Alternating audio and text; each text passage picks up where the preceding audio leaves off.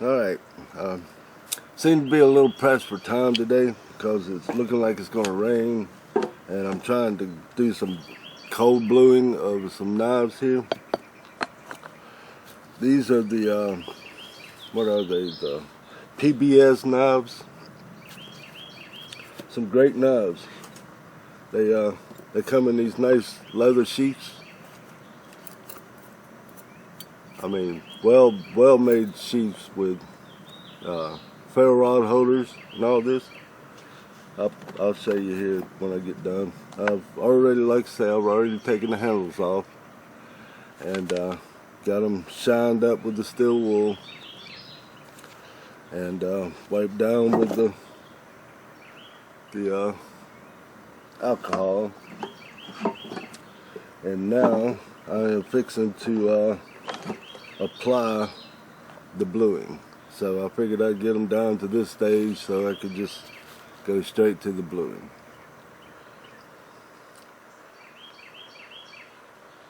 This is some messy stuff. I got a little piece of sponge, packing material sponge that I'll take and be putting the bluing on.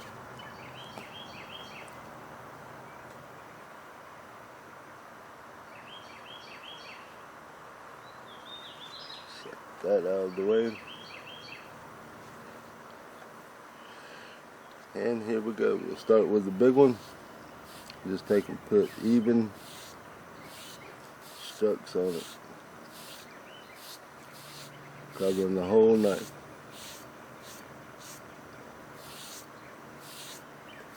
And look how that just changed that quickly. A little bit more on there for the next one, and you can see how shiny this is, real shiny. I'll put this on, even strokes all the way down the knife.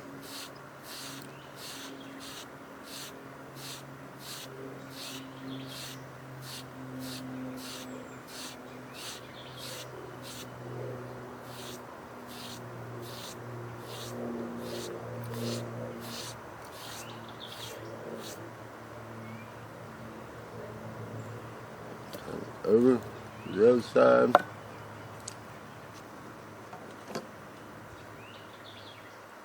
Put a little bit more on. And it's even strokes.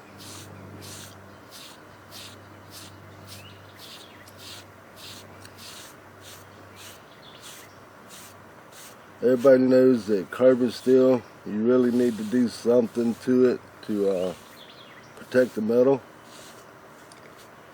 I let these get a little bit of natural patina to them beforehand, so that whenever I put the bluing on it, there should be a little bit of character to it, I would say, and come out nice. I mean, it will definitely come out protected more than what it was, than, natural metal. I assume that they put a protective covering over these knives, but it's probably very thin. That's why I use the steel wool to take anything that was on it off of it. And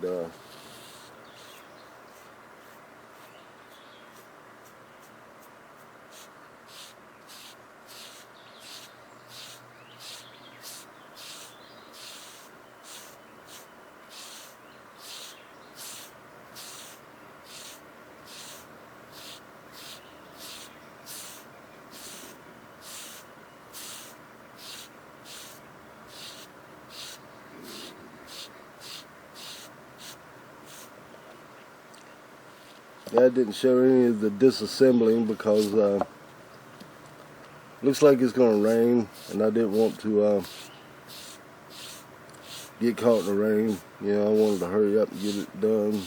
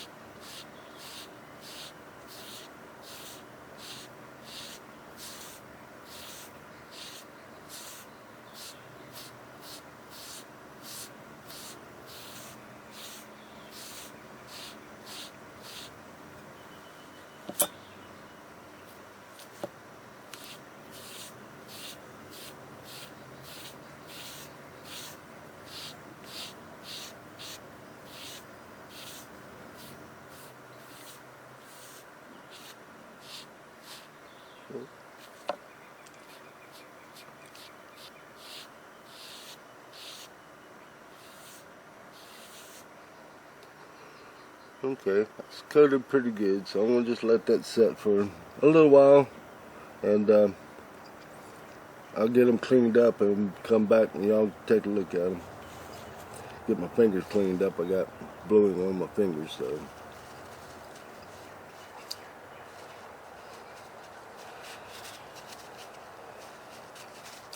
Alright, well, like I said, I'll check back in a few minutes. They come out okay, but I'm gonna take and put another coating on it. And this is after I done went and washed them off with soap and water, and took the emery cloth to them. I mean, yeah, the steel wool, wiped them down, you know. And now I'm just wiping them off with alcohol again. Try not to actually touch the blades. You can touch the handles, but try not to touch the blades itself where you're going to be bluing at. If so, you'll end up with with fingerprints. So try not to do that. Let them air dry for a second or two. Don't take long for alcohol to dry.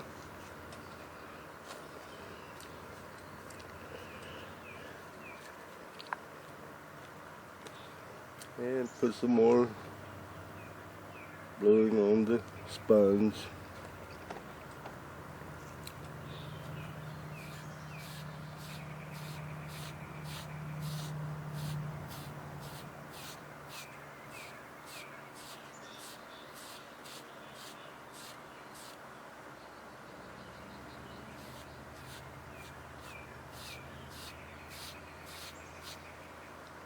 This one I'm going to just concentrate more on the blade itself and not really the handle or anything. When I went up there and washed them, you can tell right off the bat that the water starts to bead more on them. Yeah, so it's already got a level of protection to them. But I'm just putting this on, let it set for a little bit, just to get them a little bit more dark, which they're pretty dark as it is, but a little more dark ain't gonna hurt. So I gotta let them set again. Yeah, I don't know how long I'm supposed to let them set. 10 minutes maybe.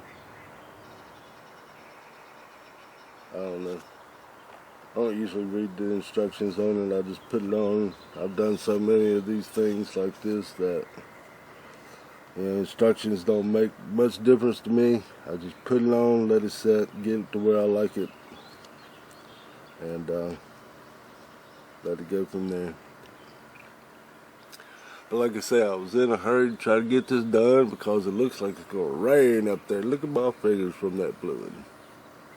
It's another thing about the bluing. It's going to get on you, so be prepared for that. A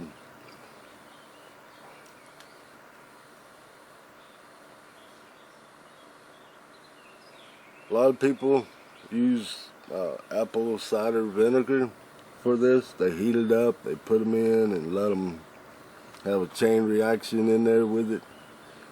Me, I just like the gun bluing just because I like the way it works, the way it looks, and how easy it is. I don't have to boil anything, get anything hot, get a jar and do this and do that. I just sand them down, steel wool them, wipe them down with alcohol, and put the bluing on it, and it's done.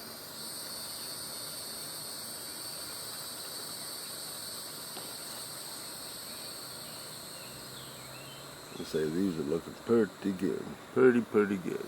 Like I say, these things are dark now.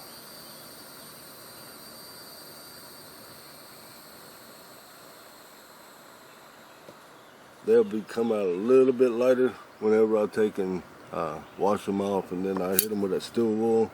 just to give them a nice even, patina on them. And yeah, they'll look nice. Alright, I'll get back here in a second when I get these washed off and everything. Alright, went up there and washed them off and got them where they're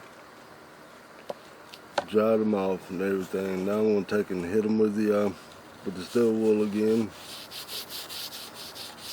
Now steel wool, what it does is it evens out the patina, gives it a shiny look again.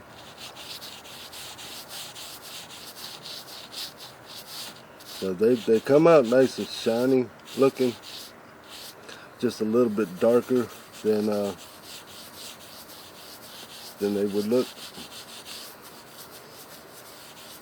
Cause I like them to look shiny. Shiny looks good. Shiny looks new, right?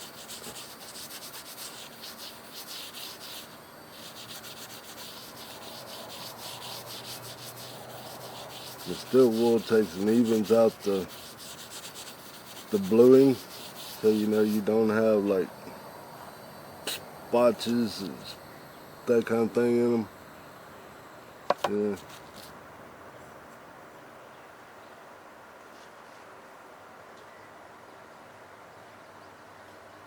Turn the light on my camera so you can see a lot better.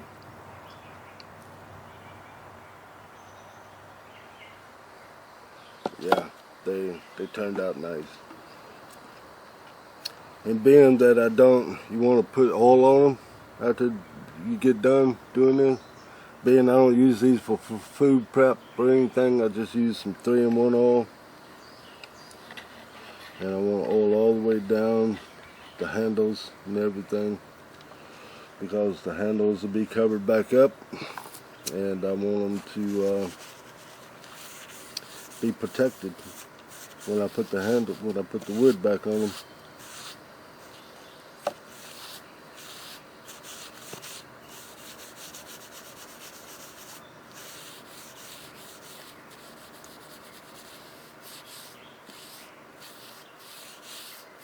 Just put a generous amount on it for now.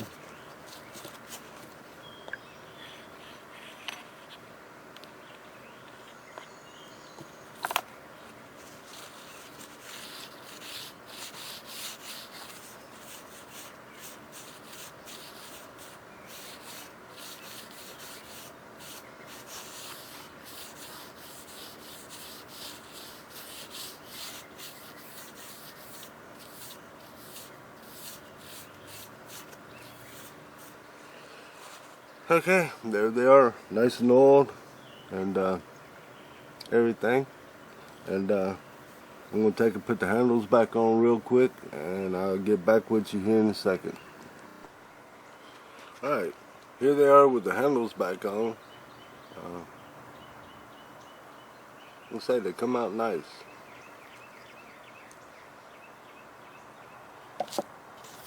Here's the big one. And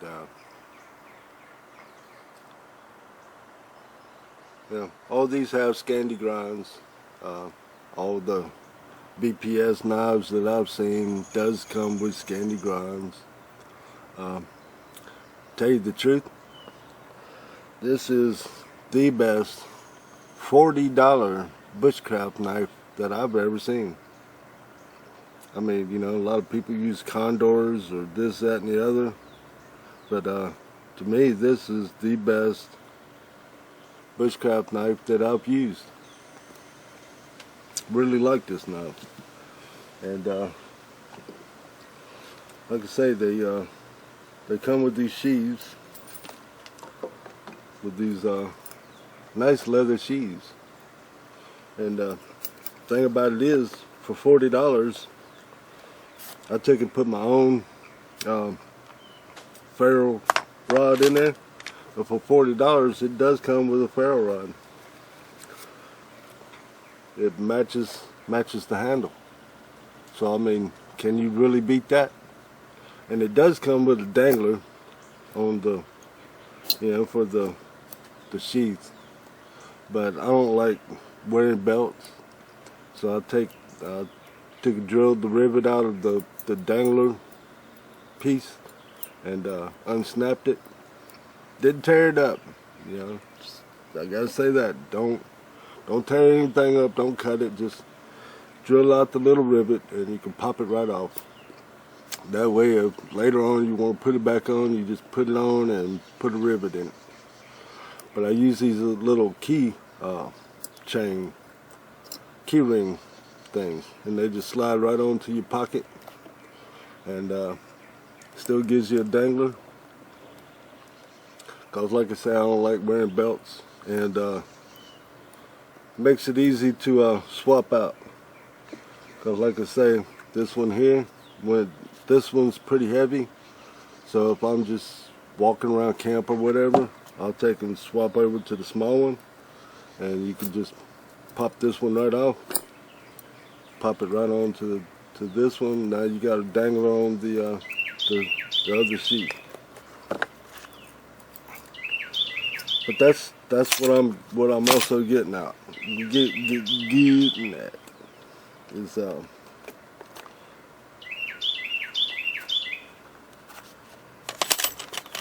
$40. I mean, you're getting a quality sheath along with it. I mean, look how thick that sheath is. Nice leather. Fits the knife just perfect. I like a knife that just slides in, easy to slide in and out whenever I'm using it.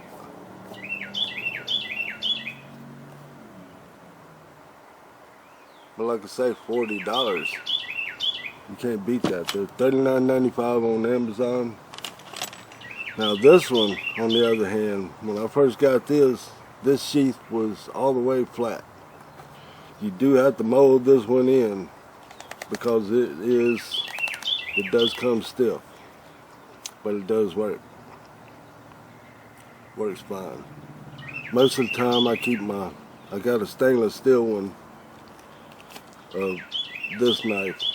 The stainless steel one is the one I use for my food prep and all. This one I just use for, small whittling and stuff like that, small chores. Turns out this is a good knife. I recommend all these knives. But this one does take a little work to get in the sheath and get the sheath broken in for it. And this one here, this one's fine. Plenty of room for it.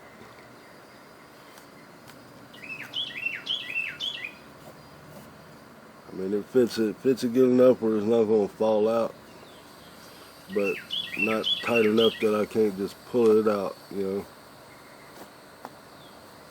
So, all right, we're going to wrap this one up.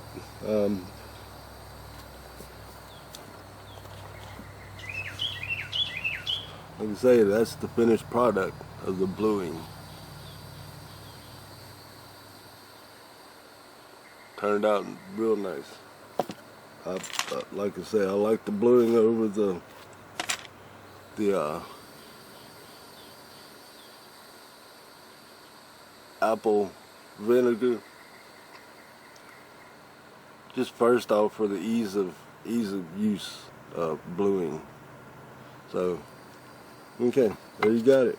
Two BPS knives.